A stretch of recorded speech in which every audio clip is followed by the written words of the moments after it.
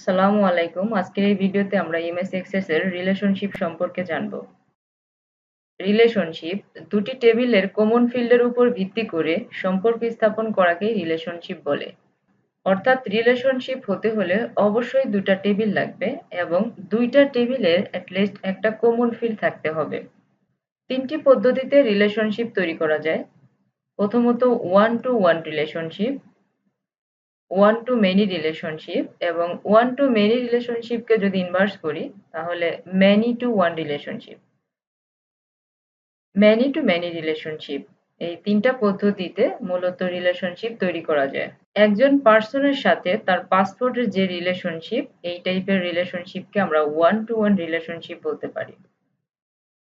One to many relationship, ডক্টরের সাথে পেশেন্টের যে রিলেশনশিপ, একজন ডক্টর একাধিক পেশেন্টকে চিকিৎসা করতে পারে। এই টাইপের রিলেশনশিপকে আমরা ওয়ান টু মেনি রিলেশনশিপ বলতে পারি।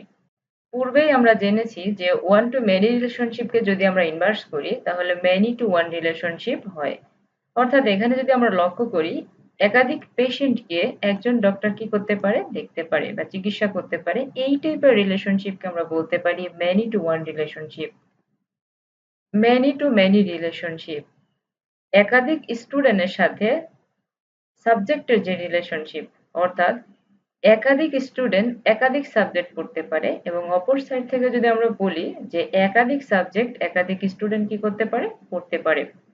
অর্থাৎ এই টাইপের রিলেশনশিপকে আমরা বলতে পারি মেনি টু মেনি রিলেশনশিপ। রিলেশনশিপের বিস্তারিত আলোচনা আমরা পরবর্তী ভিডিওতে জানবো।